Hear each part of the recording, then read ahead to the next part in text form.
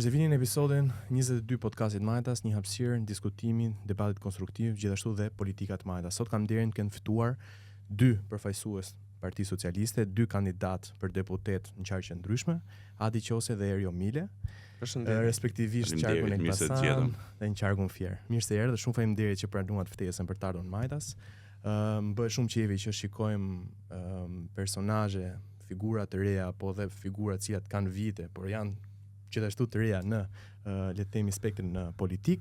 Do doja ta nisja pak nga Adi. Adi, dua ta lidh pak edhe me karrierën tënde të gjatë në lidhje me forumin. Mos gaboj që në 2009 antar i Partisë Socialiste, antar i forumit, tashmë je kandidat nisat e mbyllura në qarkun e Elbasanit. Domethënë si ka ndikuar gjithë kjo përvoja, ndoshta mund të flasësh pak më tepër për gjithë të mbi një dekadë angazhim, edhe si ndihesh tani që je përfaqësues të themi gjenerate 3 në kuvend. Gjithsesi shumë faleminderit dhe urime për këtë podcast kaq të bukur. Faleminderit. Shumë e vërtet, angazhimi im nis shumë herët në moshën 17 vjeçare, në vitin e largët 2009, dhe e vinte si një pasojë e një vokacioni të brendshëm, do thoja unë. Besoj shumë kush e kujton vitin e largët 2009, momentin e vështirë në cilin ishte Shqipëria. Unë kam bërë pjesë gjithmonë tek ato të rinj, cilët nuk e presin ndryshimin, duan të ndërtojnë të ardhmen vet.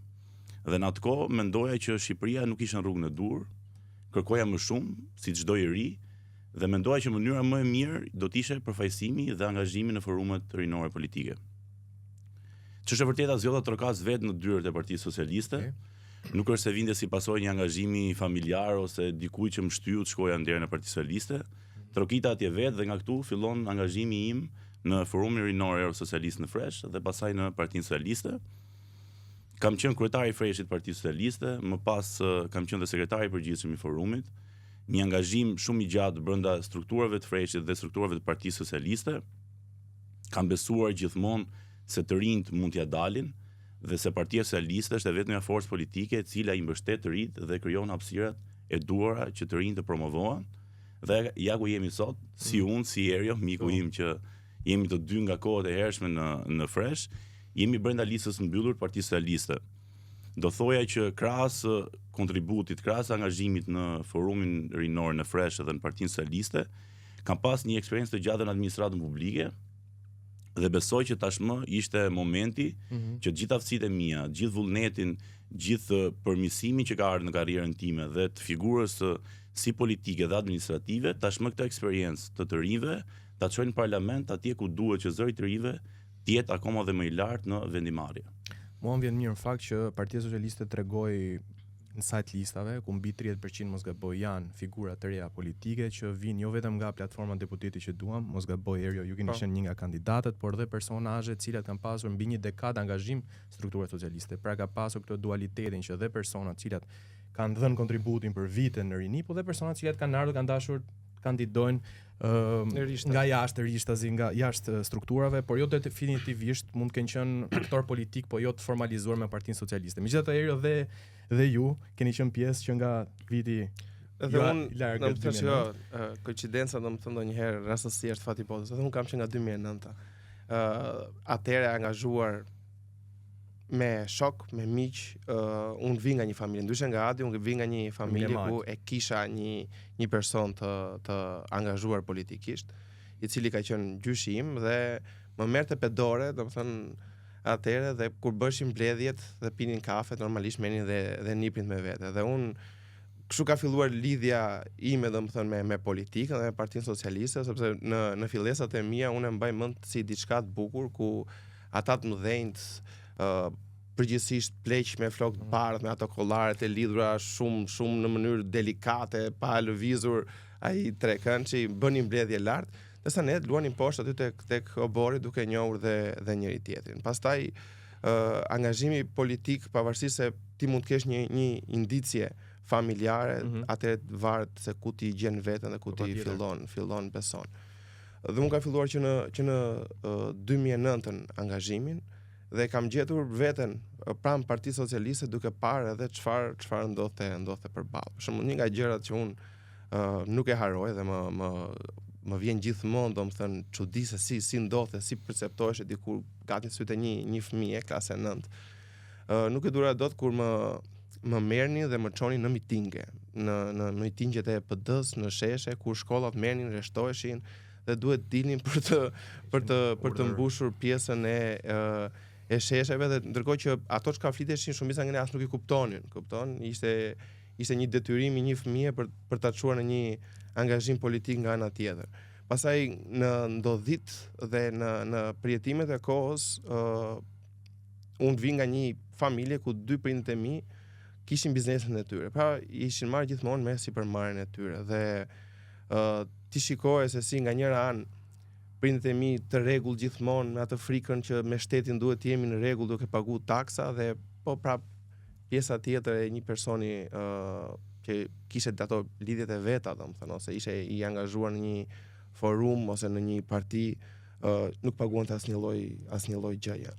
Dhe këto janë disa diferenca që ngelen dhe ti normalisht atëherë zgjohet ajo dëshira për të përfshirë, për të marrë pjesë, për të vendosur tim mbi fatin tënd dhe normalisht këto gjërat vogla më kanë çuar mua drejt angazhimit tim politik. Dhe si shta Adi, dhe unë kam një angazhim gjatë, bashkë me Adin jemi rritur një veteranët. Po pra jemi veteranët e freshit. Ju jam dhe një grup mendoj veteranët e freshit. Po pra, dhe nuk na është mërzit njëri tjetri akoma, domethënë, dhe të dy e gjejmë veten në listat e mbyllura të Partisë Socialiste. Kjo është edhe për të treguar ne përfaqësojmë një brez shumë të gjerë, miq dhe shokë të cilët janë angazhuar me ne dhe kanë punuar pa u lodhur. Dhe ndoshta ky është Chelsea dishseu i fitoreve të Partisë Socialiste, sepse ditë ndërthuri dhe risit dhe prurit e reja, por dhe njerëzit cilët dhe njerëzit cilët kanë kontribuar, kanë një meritokraci, kanë një angazhim të gjatë në Partinë Socialiste. Dhe qëse ne nuk do ta kishim, do të ishim të vegjël. Ne ditë ndërthurim brezat dhe kjo na bën të mëdhenj. Dhe na bën që të kemi ide të reja. Do më pëlqente të bëja një ndërhyrje të shkurtër tek Erio. Duke qenë se të thash, kam qenë sekretari i përgjithshëm i forumit, kjo më ka bërë që të njihem me të ri që kontribuonin fresh në gjithë Shqipërinë. Ne kemi pasur një strukturë të përhapur në gjithë Shqipërinë dhe shumë aktive. Dhe sot më vjen mirë teksa i shikoj në rrjetet sociale, një pjesë e mirë e tyre janë të angazhuar, janë kryetar partie, janë kryetar bashkie, janë lista për deputet, janë drejtues në administrata lokale por dhe qendrore dhe kjo të bën të besosh që gjithë kjo frymë e mirë e ndërtuar në atë kohë, gjithë ai angazhim i krijuar në atë kohë, i shërbeu të gjithëve. Dhe unë dua të them që nuk ka shkollë politik më të mirë se ç'ishte Freshi dhe ajo na ka stërvitur gjithëve këtë dëshirën e madhe për të bashkëpunuar me të rinjt, për të bashkëpunuar me njerëzit, por unë e them gjithmonë, na ka edukuar me një frymë organizative e cila është shumë e rregullt. Domethënë, gjithë kjo pjesa e organizimit që dhe ne kemi sot unë, Erio dhe shumë të rinj të tjerë që shoh, vjen nga shkolla politike që mund të them ishte Freshi. Dhe na ka bërë më fal se dhe na një gjëja më e mirë që ne i kemi marrë pikërisht angazhimit, Freshit, Partisë Socialiste, është networku. Po ne kjo më ka bërë çudi, ne njohim njerëz në gjithë Shqipërinë, pra kudo njohim shokët tanë, miqtë tanë dhe pasuria më e madhe e Partisë Socialiste e njerëzit. Pra ti duke njohur njerëz, duke zgjeruar networkun tënd, realisht bësh i pasur për ditë. Kujtohet atë shprehjen e vjetër të Drejtërorit që thoshte partia jonë së pari është një parti shoqëriste, pastaj është një parti politike. Du ta lidh prak me pjesën e të rinjve dhe angazhimin e të rinjve në politik, po jo vetëm në pjesën e strukturave, po tani të përfaqësimit të rinjve. Pasi të dy ju, domethënë, ligjërisht është ndër 29 mosha për të rinj, po le të themi që praktikisht mund të jeni zërat të rinjve dhe përfaqësues të. Pra ligjërisht jemi të përjashtuar. Në limite se 32 vjet, kështu që jemi në limite. Po nuk është e thënë, domethënë ligji është thjesht një barrierë për ju. Si planifikoni tashin që të angazhoni në parlament nesër, në strukturat vendimarrëse, le të themi nëpër komisione të rinjt tashmë, domethënë që të rinjt kenë një zë akoma më tepër vokal në proceset vendimarrëse. Shumë interesante pyetja. Në fakt, gjithë ky angazhim i të rinjve, gjithë ky besim që un kam dhe shumë të tjerë kanë që të rinjt mund të sillin ndryshimin, un kam dëshirë që mos ngelet thjesht një klishe, në fakt, sepse gjithmonë dëgjojmë nga shumë njerëz që kërkojmë pjesëmarrjen e të rinjve, përfshirjen e të rinjve në vendimarrje, por nga ana tjetër shumë shpesh ngelet edhe në kuadrin e fjalëve. Një nga mënyrat cilat unë kam besuar gjithmonë dhe vazhdoj të besoj dhe sot e kësaj dite janë diskutimet e gjëra që mund të krijohen me të rit dhe unë mendoj që krijimi i forumeve me të ri në qytetet tona respektive, ku të diskutohen çështje të ndryshme për arsimin, ekonominë e deri te teknologjia, tip town halli, në cilin të rit mblidhen dhe krijojnë platforma diskutimi për të dhënë ide për te bindjeve politike, për të dhënë ide se si mund të ndërtohet më mirë jeta e një qyteti, si mund ndërtohet më mirë jeta e një vendi, sepse për fat mirë ne kemi të rinj shumë të shkolluar dhe që kanë një eksperiencë shumë të mirë, po ndonjëherë ishte pak dhe kjo pjesa e angazhimit politik dhe do duhet që ta zgjerojmë në një platformë e cila është më gjithëpërfshirëse. Jo detyrimisht politike do thosh. Po, është e vërtetë në fakt skepticizmi i trimëve ndaj politikës është në rritje mbar botën, pra le të themi njëhet. Jo, e njëjta pyetje, por me një do thoya twist të vogël, se ti je shprehur te kandidimi që kapitalizmi është vetëm ja bishi, nuk kemi zbutur akoma. Tani duke ditur dhe formimin tënd për sociologji. Do doja një, domethënë përgjigje të pyetjes parë, për sa i përket ndrimeve, dhe dy pak këtë pjesën të makabësh, pak këtë pjesën e idealeve në politikën e sotshme. E majta e djata. Për pjesën të rinjve duke pasur parasysh duke kaluar drejt përsëritje tek praktika. Unë dua të sjell shembulli më të mirë që ka treguar Partia Socialiste dhe drejtuesja politike e Qarkut Fierit. Në Qarkun e Fierit. Në Qarkun e Fierit nga 5 kandidat që janë në listë të mbyllur, 2 janë të rinj. Vinë nga strukturat rinore, vinë nga radhët e të rinjve dhe janë deputet. Unë dhe Kiduina Azaka, cila është deputetja tjetër, gjanë listë mbyllur. Ky është shembulli më i mirë. Pra në filozofinë e re të Partisë Socialiste është e treguar më së qartë që të rinjt nuk janë më ai lojtari që rin stol dhe rin në spektatori, se ai që merret për të treguar se sa e bukur është tribuna, për të zbukuruar tribunën, por tashmë është një lojtar i cili është në fushë dhe ka detyrat e veta konkrete. Në kontrast me kundërshtarët tanë që shiko, shpreha që ka thënë e drama është më e vërteta. Partia Socialiste është partia më e vjetër dhe partia më e re. Merr dhe shiko kandidatët, unë, Adi dhe gjithë kandidatët e tjerë që vinë dhe nga akademia, edhe nga deputetët që duan, janë figura të reja, janë figura të cilat edhe në publik ka akoma shumë kurreshtje për t'i zbuluar ata. Ndërkohë kundërshtarët dhe çdo parti e re janë xha figura të cilat janë të konsumuara edhe për nga ana publike. E kanë treguar historinë e tyre, e kanë ndryshuar disa herë versionin, mundohen që të kopjojnë ndonjë nga figurat që kanë parë, pra nuk e kanë risin si parti politike të reja. Pra në një farë mënyrë është i njëjti model i vjetër, duke përpjekur të japësh një retorik. Si kishin apo jo? Prapa një retorik. Bën primare dhe në fund vendosi Posaliu dhe kjo risi ishte. Po pas në vetvete kjo nuk është risi, kjo dihesh ajo, ata bën primare, ti fitove, tha ti fitove tha po tani vendos. Ti baba tha, prit se ti baba tha zbrit çik se do fusim këta. Dhe kjo është diferenca. Në një farë mënyrë jepi mundësinë trimve për treguar veten dhe më pas ti u garanton atyre suksesin dhe nga ana tjetër futi në disa primare, quhesh, domethënë kush që do më shumë partia për ta marrë, për ta vendosur në listë mbyllur, ndërkohë që çdo partia vëre ta votoj populli. Sa bukur njëri në një batutë që tha më shumë kishte kandidat nga ish kandidat Big Brother se sa votues. Në drejt në Elbasan kemi dhe një kështu që. Ne nuk e di në ditë që në Fier është tur për ta thënë urran me njëri tjetrin, domethënë ndërkohë që bëheshin primare të lartë, ata ziheshin poshtë.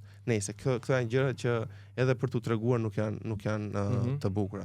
Ndërsa për të pasur përfaqësimin e trimëve dhe si do ta sillja unë zërin e tyre në parlament. Kur rifilloi kjo fushat, mua më ngarkua përsëri puna me të rinjt. Duke qenë se unë isha i ri, përfaqësoja në një farë mënyrë gjithë brezat e rinj, duhet normalisht të fillohet me organizimin. Dhe unë vetë kisha me skepticizëm, por them që kemi bër punë të mirë dhe domethënë drejtuesit politik thanë që ne mendojmë që ti nuk e ke humbur lidhjen. Dhe realisht u ndjeva mirë kur e kuptova që nuk e kisha humbur lidhjen me gjithë të rinj. Brezat fillojnë dhe ndryshojnë nga gjenerata në gjeneratë. Dikur nuk merreshin vesh brezat nga njëri tjetri, po përgjithsisht termi brez përfshin një 10 vjeçar.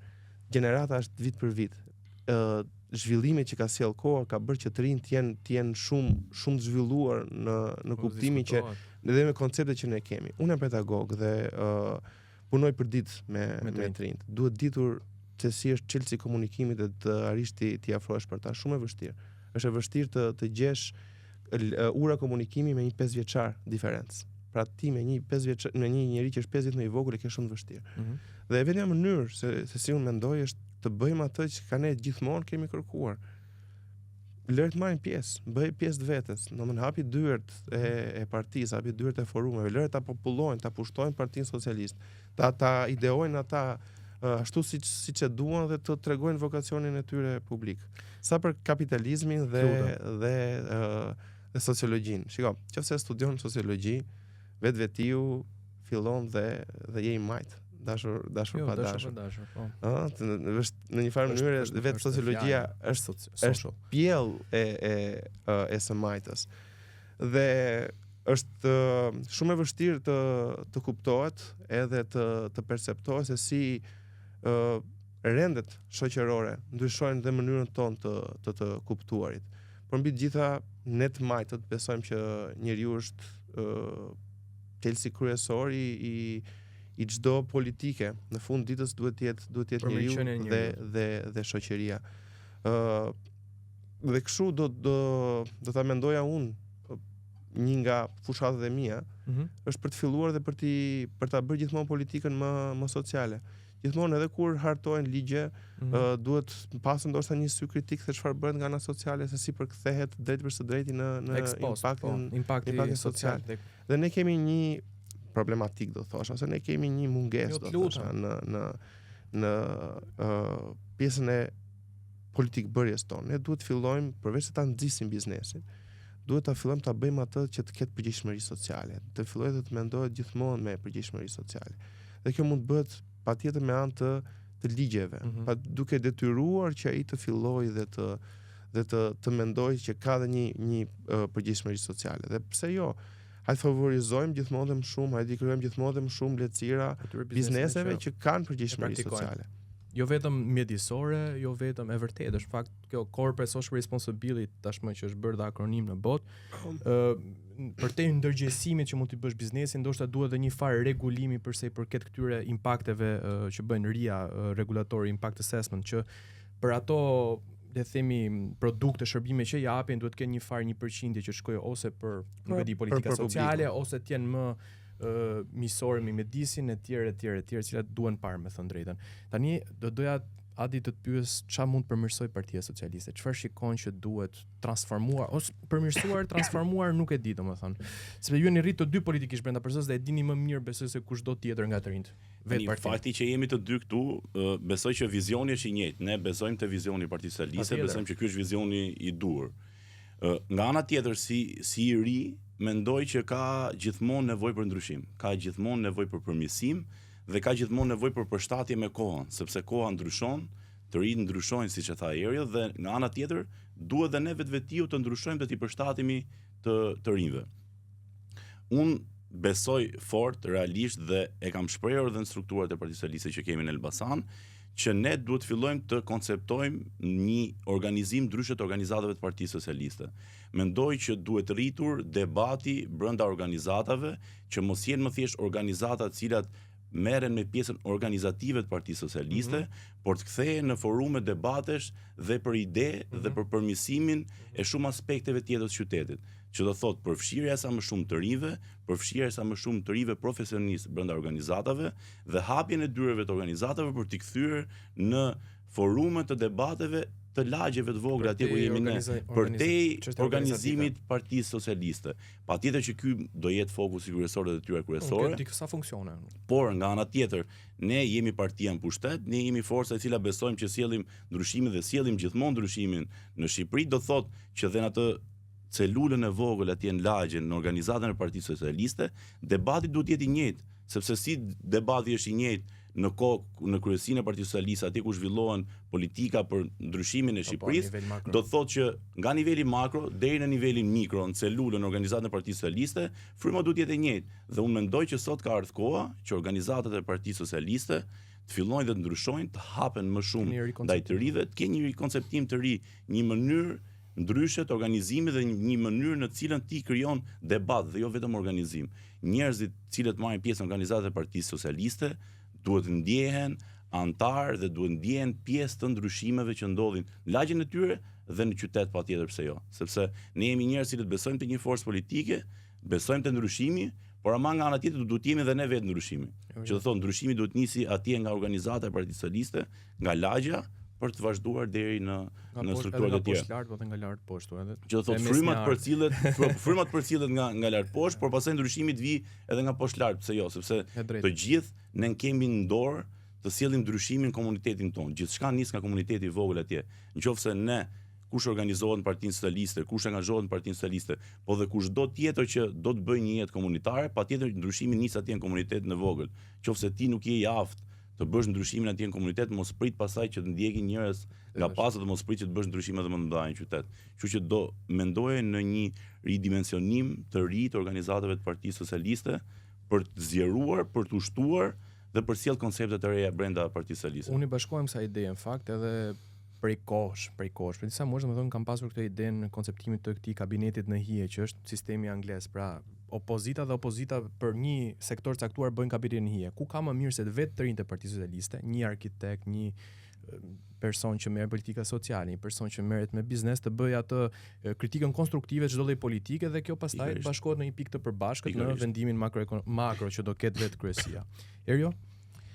Në fakt këtë ide ne kemi zhvilluar se unë dhe Adi jemi veteran freshit si shtam dhe na kujtohet historiku ku ne kemi funksionuar shumë mirë dhe me grupet e studentëve, me organizimin e çdo fakultet dhe pastaj me klubet e freshit. Dhe ka qenë një periudhë kohe ku patjetër të rinjt student ose profesionistë të rinj bëshin bashkë dhe kishte edhe një lloj llogaridhënie, bënin edhe takime me drejtues të atyre sektorëve brenda partisë ose ministra, të cilët ata e bukur ishte që domosdoshmërisht ishin të majt, domethënë momentin që ato vinin nuk ishin persona të cilët domosdoshmërisht ishin të majt, pastaj me kalimin e kohës gjithë organizoheshin një tjetër. Dhe ata gjenin veten dhe kjo ka qenë një nga mënyrat tona për të hapur partinë dhe për të marrë gjithmonë prurje të reja. Por kam një historik të shkurtër me këtë pjesën e kritikave, kur unë kam të doja për kryetarin e Freshin, Fresh Voice. Ne kishim gjithë një fushat ku dilnim edhe në rrjetet sociale ose në gazeta dhe mbaj mend një intervistë që unë dhash dhe kjo ishte një nga pyetjet, që çfarë kritikash ka Partia Socialiste. Dhe unë që filloj edhe një numëroj ka këtë dhe titullin ata e kishim marrë thotë kandidati i kryetari i Freshit që nuk nguron të kritikoj Ramën. Kupton drejt për drejt me atë. Po nëse më eci. Ajo ose pyetja se çfarë kemi ne për të ndryshuar dhe çfarë kritikash kemi është një listë shumë e gjatë për mendimin tim. Ne kemi shumë punë prapë për të bërë. Dhe ndoshta kjo është edhe arsyeja pse jemi gjithmonë partia më e re, sepse dim ta strukturojmë, ta ristrukturojmë, ta rigjenerojmë veten tonë.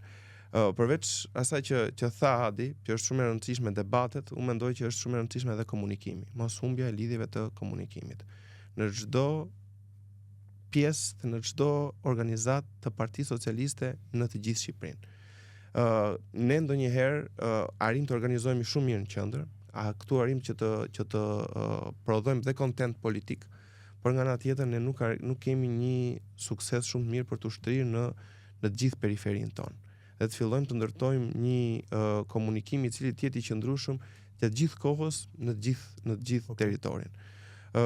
Ne na ka ndodhur shpeshherë që kemi dhe kritikë të brendshme që ndonjëherë në vende të caktuara partia ka filluar dhe është identifikuar me 2-3 njerëz. Duke sigur ata e zotrojnë ata partinë dhe ata ishin Partia Socialiste në një vend caktuar. Kjo është një nga ato gabimet tona që duhet zhbër në momentin që ajo krijohet. Dhe kjo sjell që në frym, qoftë në një vend të caktuar, në një territor të caktuar të perceptojmë gabim. Një mënyrë tjetër për të rregulluar veten tonë është të mos kemi asnjëherë frikë nga hapja e dyrave të partisë. sa më shumë që ne të hapemi, të pranojmë njerëz të rinj, po pse jo të pranojmë edhe njerëz të cilët kanë qenë në një rrugë të gabuar dhe normalisht janë kthyer dhe duan të provojnë të ecin krah për kranesh, dhe këta duhet i marrim.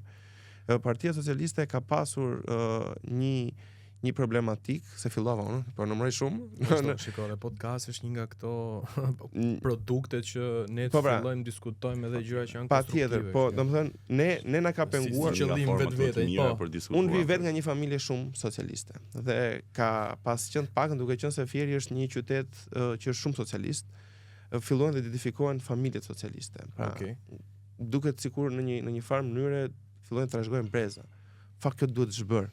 Nuk ka trashëgim. Ne respektojmë çdo kontribut, ne respektojmë patjetër gjithë socialistët e vjetër, por ne duhet kemi rrugën hapur për çdo kënd që garon. Monarki. Dhe deputeti që duam dhe Akademia Politike patjetër që kanë qenë dy nga nismat tona më suksesme, sepse kanë sjell jo vetëm njerëz të rinj në numra, por kanë sjell ide të reja, kanë sjell energji të re, kanë sjell mënyrë të re komunikimi dhe e kanë bërë më të madhe Partinë Socialiste. Po këtu me kritikat. Okej. Jo, në fakt do të kujtoj diçka të bukur në fakt. Në vitin 2017 kam qenë sekretari i përgjithshëm i Freshit, bashkë me Erën dhe me një pjesë tjetër. Kishim një debat në atë kohë dhe kërkonim që Partia Socialiste të përfshinte të rinjt me përqindje brenda listave deputetëve. Dhe nga ana tjetër ishte kryeministri Rama, i cili thoshte që të rinjt duhet ta meritojnë. Në atë kohë unë besoja që ne kishim drejt, që jo, sepse ne duhet kemi përqindjen tonë, se ne angazhohemi, sjellim numra në Partinë Socialiste. Me kalimin e kohës, dhe do e lidh pak dhe me platformën e deputetit që duam dhe me akademinë, kuptova që ishte shumë herë më e mirë kjo rruga e mesme, që do thotë është e drejtë që Partia Socialiste të ketë rinj, po jo domosdoshmërisht me kuota, dhe jo domosdoshmërisht që të vinë patjetër nga Freshi ose nga forumet politike, por të rinj të cilët e kanë merituar për të qenë brenda listave dhe kanë çfarë i sjellin një gjë ndryshe listës Partisë Socialiste. Dhe mendoj që duke u kthyer pas në kohë dhe duke parë sot, mendoj që ka ardhur në një mënyrë shumë të natyrshme përfshirje e të rinjve dhe në vendimarrje, dhe besoj që kjo ka qenë rruga e duhur për të arritur këtu ku jemi sot. Thënë kjo, pse duhet votohet Partia Socialiste mandatin e 4? Do të thonë, çfarë bën sipas jush Partinë Socialiste alternativën më serioze të qeverisjes? Edhe shpytje për të dy, pastaj kalojmë në rubrikë pyetje pak më të shpejta.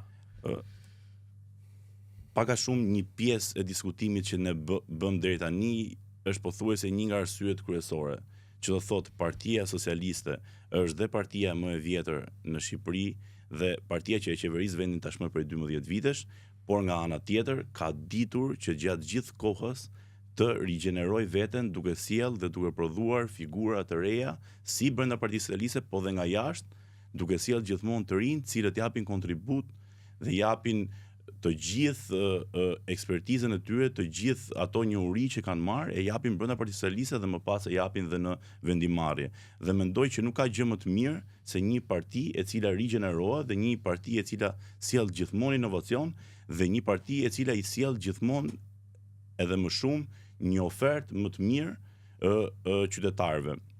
Do merr shembullin e Elbasanit. Drejtuesi politik, kapiteni i skuadrës tonë ka ndërtuar një ekip i cili krijon një mix, një larmishmëri shumë të bukur. Aty gjen personazhe dhe kandidat për deputet cilët kanë një eksperiencë të gjatë në administrat, në Partinë Socialiste, njerëz cilët kanë dhënë kontribute si në qeveri dhe në pjesën tjetër. Nga ana tjetër gjen dhe të ri si Punaime, të cilët kanë kontribuar në administratën lokale, kanë kontribuar edhe në Partinë Socialiste, por në lista gjen dhe të ri cilët janë ekspert fushave ndryshme, të cilët e kanë dhënë kontributin e tyre në fusha të tjera dhe tashmë kanë kërkuar që të përfshihen në politikë, dhe kjo bën atë miksin e bukur midis eksperiencës së njerëzve cilët kanë kontribuar për vitesh dhe atyre që kanë kontribuar nga jashtë në jetën shoqërore të qytetit dhe tashmë kërkojnë që të kemi një përfshirje në vendimarrje.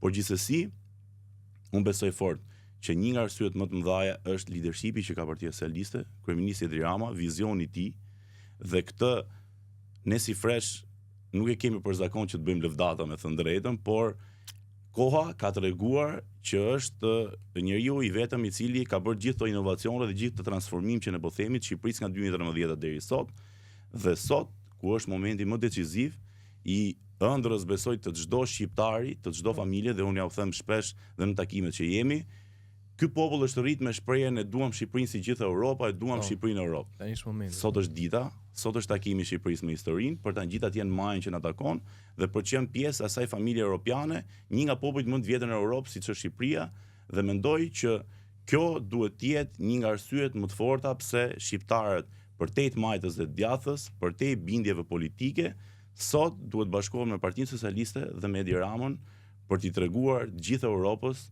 që ne e ndjejmë veten europian dhe ne duhet jemi pjesë asaj familje të madhe. Erio? Për dy arsye Dirseu. E para sepse është e vetmja ofertë politike serioze për çdo zgjedhës. Pra ti nëse del dhe shikon që një zgjedhës racional ofertat politike, Partia Socialiste është e vetmja ofertë serioze. E para. Dhe e dyta, sepse është oferta e duhur në momentin e duhur. Partia Socialiste, siç tha dhe Adi, ka gjithë eksperiencën, ka gjithë vizionin, ka gjithë leadershipin për të ofruar një qeverisje progresive, progresiste në 4 vjeçarin e ardhshëm. Dhe kjo është arsyeja kryesore sepse Partia Socialiste do të fitojë edhe mandatin e 4. Ne nëse do të shikonim në ofertat politike për rreth janë çmenduri. Po fillojmë dhe po premtohet 20 mijë euro për fëmijën e tretë, domethënë duket si telebingo. Si primaret edhe këto. Duket kështu si telebingo, si çmendurira. Si ekonomist, domethënë kam studiuar ekonomi politike, edhe parimi kryesor bazë është që ti nuk mund të rrisësh shpenzimet publike duke ulur taksat. Kjo është absurde. Kjo është aja. Në këtë lloj diskutimi po flitet, kështu. Nëse ishte diskutim më konstruktiv, më të bazuar në ekonomi, okay, dakord, po. Është domethënë ajo që ka ofrohet për ta kuptuar edhe një publik më i gjerë është si një prind i cili po u thot fëmijëve, dëgjoj, kemi qenë shtrënguar nga ana ekonomike, po unë po lë punën dhe do rrisim pushime. Jo, do dalin një pa punë dhe ne do rrisim shpenzimet, se këtë po i thot. Do shkojmë pushime. Dhe kjo është arsyeja pse Partia Socialiste është partia dhe zgjedhja më e mirë që duhet bëjnë shqiptarët. Por nga ana tjetër, ne jemi në një moment deciziv.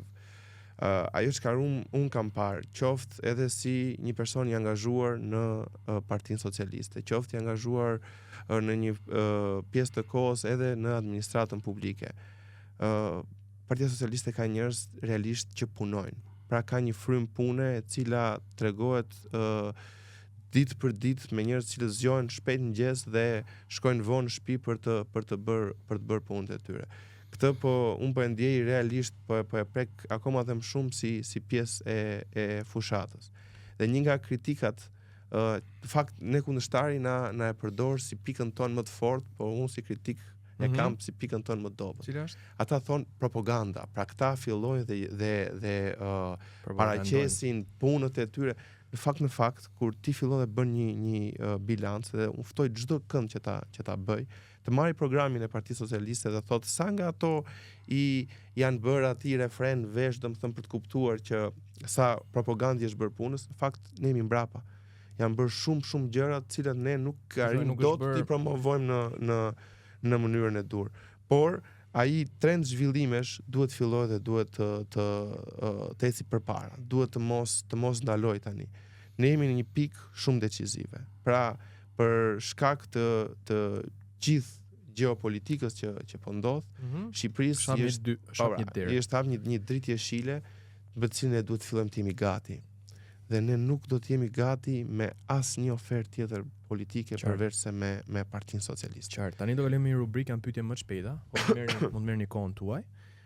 Du ta nis me këtë pjesën e nëse do kishit atë shkopin magjik. Çfarë reforme do doni të merrni? Për shembull, unë kam diskutuar shpesh këtë podcast që nëse do kisha mundësi, për të bërë diçka ose për të lobuar për të çuar një ligj, përpara do ishte një ligj që pak a shumë vendos dispozitat për të mos pasur ose për të kontrolluar këtë gjuhën e urrëties që ne kemi kaq shumë këtu në jetën tonë publike, agresive, politike. Dhe domethënë nga një anë normalisht duhet respektuar e drejta e fjalës, por nga një anë nuk mund si në aspektin fizik, pra liria jote mbaron aty ku fillon liria tjetër. Dhe në anën sociale unë kam vënë re shumë goxha, sidomos edhe ju jeni persona publik, ndoshta jeni hasur te vet, me gjuhën e urrëties, gjuhën agresive, kërcënimeve të tjera. Po ju ndoshta vet çfarë do ke shumë të drejtë.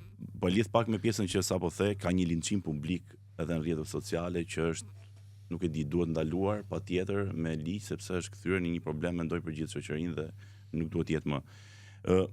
Gjëja në cilën unë do kisha dashur të vendosja theksin fakt, qeveria e Partisë Socialiste e ka nisur dhe unë do kisha dhënë një fokus shumë të madh arsimit profesional. Po. Ku të rinj të mos marrin thjesht një diplom, por të marrin një zanat dhe të kenë një punë të siguruar në fund të arsimit që marrin. Të rinjt në Shqipëri duhet kuptojnë që arsimi profesional duhet jetë aja nga e cila nis formimi i tyre, sepse të mbarosh në një profesion të caktuar dhe nesër punën ta kesh të garantuar, nuk ka gjë më të mirë dhe mendoj që theksi dhe zhvillimi dhe rregullimet ligjore që do duhen që të jenë të nevojshme, duhet vënë tek arsimi profesional, por nga ana tjetër dhe tek kontrolli të tregut për t'i paraqitur në fund edhe gjimnazistëve që janë maturant, një ofertë çfarë kërkese ka tregu. Sepse unë shoh sot shumë të rinj, nëse ti takon maturantët, janë të dyzuar se çfarë universiteti do zgjedhin. Dhe të gjithë fillojnë dhe zgjedhin atë universitetin sipas dëshirave që kanë pasur. Nuk po thënë ti ndalim dëshirat. Patjetër gjithë secili ka të drejtën zgjedhë dhe të shkollohet në universitetin që kërkon.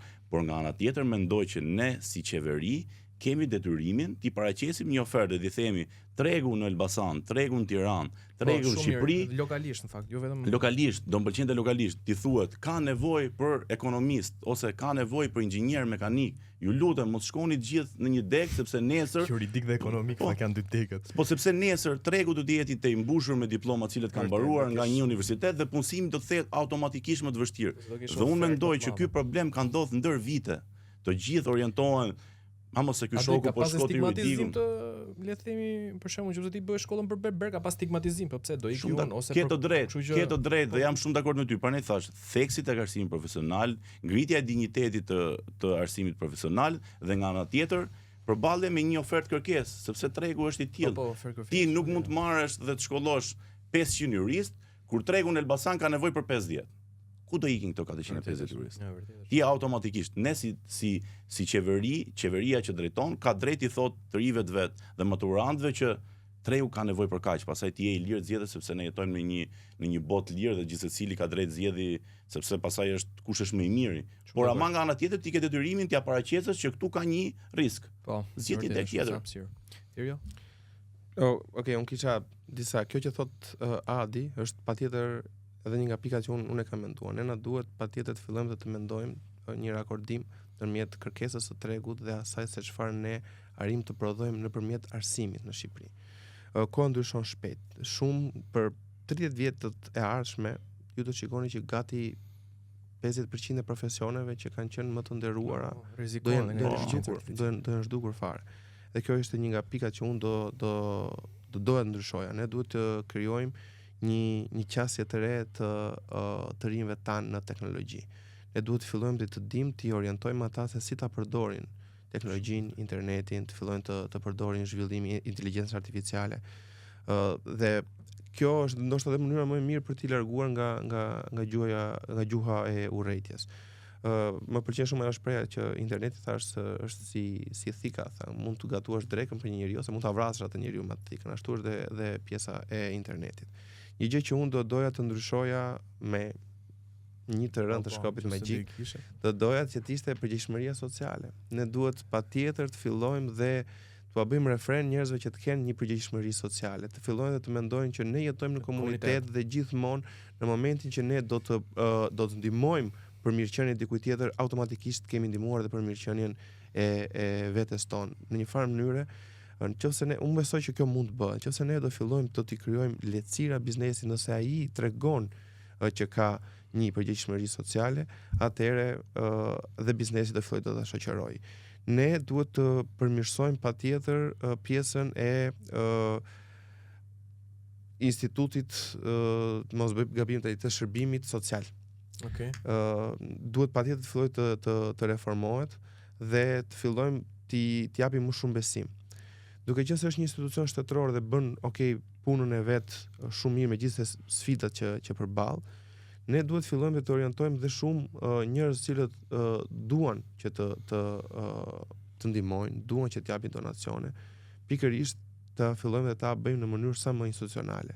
Vetëm tek ne ka goxha fondacione që kanë dalë por kjo duhet të fillojë të jepet në një mënyrë pikëzimi shumë të qartë dhe ne kemi problem tjetër pasaj që ka bëj pak me pjesën e mbrojtjes dinjitetit të personave, sepse ti mund të ndihmosh një fëmijë sot sepse ai është i varfër dhe ti shkon me një pako dhe merr dhe xhiron dhe bën një mision të bukur, por duhet pasur pak frikë se çfarë do ndodhi me atë fëmijë pas 10 vjetëve kur ai ta ketë akoma aty atë videon e tij dhe ne duhet të ndërtojmë një sistem që ta rregullojmë këtë pjesën e donacioneve.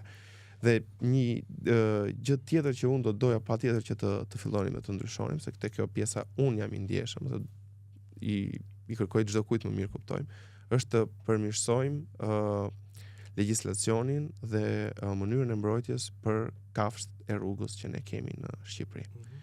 Ne kemi legjislacion akoma shumë të butë dhe kemi një sjellje në disa fragmente të shoqërisë tonë as pak të hishme, absolutisht agresive në mënyrën. Unë besoj që shqiptarët janë të emancipuar mjaftueshëm për të filluar dhe për ta treguar edhe për nga ana e ligjit që ata duan dhe mund t'i mbrojnë kafshët e rrugës. Duhet të gjejmë disa mënyra për të treguar më të dashur me ta. Do ta mbyll me figurën politike, publike që u ka frymzuar ose që nuk e di, kombëtare, ndërkombëtare. Kë shihni si? Unë kam pas gjithmonë një pëlqim shumë të madh, një frymëzim për Barack Obamën. Më ka pëlqyer gjithmonë qasja e tij sociale me njerëzit, mënyra për të qenë sa më afër popullit të tij, mënyra për të qenë sa më social, mënyra për të qenë sa më i dashur dhe gjithmonë ka pëlqyer politika e tij.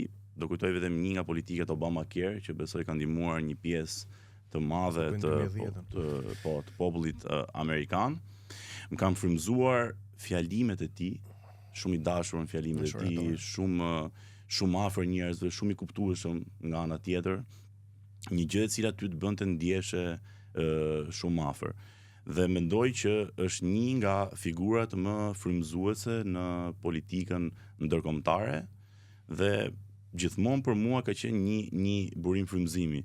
Po besoj nga ana tjetër në figurë kombëtare si unë si Erio, thash, ne të freshis bëjmë lëvdata, por për shkak se e kemi nis angazhimin nga 2009, do thotë që kryeministri jon ka qenë frymëzim për ne, sepse në gjithë këtë rrugtim politik ai ka qenë lideri jon dhe në opozitë dhe lideri tashmë në drejtimin e qeverisë. Është kthyer kështu si problematik, nuk duhet nuk duhet, na thon kë keni ju kush është një figurë e pëlqyer? Thuaj që ke Edi Ramën, atë keni me patjetër. Ai ka një problem. Edi Rama është figura më e pëlqyer nga populli shqiptar, tani ne që jemi pjesë e Partisë Socialiste, tash vjen keq. Ne jemi pjesë e Partisë Socialiste, unë dhe Adi aq më tepër që jemi rritur, kemi nisë me Edi Rama ju, po ne kemi nisë me Edi Rama rrugtimin tonë. Po mirë, ne sot vazhdojmë akoma me Edi Rama. Ky është tregues. Ti them këtyre, domethënë, këtyre stigmatizuesve online, ti themi, ore, kaq problem është që ne socialistët ta duam me Dramën, Adrenalinit, populli shqiptar e voton populli shqiptar me votë. Në çdo sondazh del politikani më i pëlqyer. Ne që jemi Partia Socialiste, ne të rinj që kemi nis rrugtimin me Edi Ramën dhe vazhdojmë sot kësaj dite nuk lejohet problem. Ata thot forumi trenor. Do t'i bish në sy. PS-s ata duan Edi Ramën. Unë t'i bësh një të pyetje, po më thuaj ti kë keti thosh që është nga opozita se nuk e lidh. Ato e kanë të ndaluar kanë tjetër përveç Sali Berisha. Ata nga ne. Okej, tu është e hapur, mund të ishte legendar më, po. Ke opsione të tjera. Tu ke dhe opsion po atje. Domethënë ata Sali Berisha për jashtim. Okej, Obama dhe për mua është një figurë shumë frymëzuese. Unë besoj që vjen më si Obama, po. Unë besoj që koha sjell në momentet e tyre njerëzit e mëdhenj, ishte koha që kërkonte Obama dhe Obama ju përgjigj kohës. Një figurë tjetër që unë e kam studiuar më së shumti, e kam lexuar, është Olof Palme. Është më pëlqen jashtë mase, domethënë, jo vetëm nga pjesa e fondacionit që është në Shqipëri, por edhe si karakter politika ishte një figurë shumë e lezetshme komunikimi që kishte me njerëzit, në mënyrën aq të thjesht, në mënyrë përgjigje se si kthente kur një pyetje të vështirë drejtoheshe po prap me një pyetje tjetër e cili e neutralizonte gjithë debatin, më ka pëlqyer. Po unë do thosha si figurë politike, e cila për mua ka qenë gjithmonë frymëzim, a mund të zbres tek figura e Tim Gjyshi? Patjetër. Domethënë ka një kategori njerëzish cilët kanë qenë njerëz me kontribute shumë të mëdha për komunitetin e tyre, njerëz që kanë ndërtuar ura, kanë ndërtuar rrugë, kanë ndërtuar pallate, domethënë kanë bërë më të mirën për qytetin e tyre. Dhe jo vetëm që nuk kanë marrë asgjë, por edhe kur mundësitë janë krijuar, kanë refuzuar. Kanë refuzuar për hir të emrit dhe të moralit tyre. Unë mbi të gjitha kam ndërtuar një ndërtesë shumë të madhe, siç thoshte ai, është emri im dhe unë nuk përzihem në asnjë lloj gjëje tjetër. Pra pavarësisht se në Shqipëri erdhi një periudhë ku shumë ndërmarrje shtetërore dhe prona publike u privatizuan, sepse ashtu ishte koha. Ai refuzonte ta bënte këtë dhe thotë unë i ndërtova si funksionar i shtetit për shtetin dhe unë nuk arrita dot ta perceptoja në një farë mënyre që ajo mund të privatizoheshe një ditë. Dhe ka disa figura të cilët ndoshta janë shumë afër nesh, po janë shembuj për të marrë. Pa arritur ngjitemi te Olof. Shumë drejt është. Unë e shikoj gjithmonë te xhaxhai im, por thjesht ka qenë në një qytet tjetër dhe ka qenë frymëzimi i njëjtë si thotë Erio, domethënë. Është kjo pjesa e socialistëve të vjetër, të cilët me parimet e tyre luftuan kundër agresivitetit që kishte PD-ja në ato vite dhe janë dolën mban që përmes parimeve, ideologjive të pastra të bindin popullin dhe realisht për t'u vlerësuar shumë. Dhe kishin vetëm një mision, ata donin të ndërtonin vendin e tyre. Edhe i qëndruan besnik këtij parimi dhe kësaj dëshire. Domethënë, u ritën, jetuan me atë lloj fryme dhe vdiqën me atë lloj fryme për t'i bërë mirë Shqipërisë. Dhe ndoshta mjafton vetëm kaq. Nuk mund ta mbyllni më mirë. Shumë faleminderit Adi Derio që ishit me ne. Të uroj shumë sukses në karrierën tuaj tashmë politike në parlament. Do na shohësh. Do ritakohemi besoj për diskutuar me këto ide që dha. Po patjetër, do bëjmë një përballje publike pastaj për idetë që kemi dhënë. Po do mos bëjmë nga ata që do të fillojmë të zihemi. Jo, në studio. Edhe pastaj kur mos ketë kamera. Jo, ne thjesht diskutojmë si socialist mirë mund të kemi një debat shumë të mirë, konstruktiv për idetë që kemi. Kur thotë, Dirceu thotë shikoj, ka rënë shikueshmëria ziuni. Po, fiks. Edhe unë fiks. Faleminderit. Faleminderit Dirceu.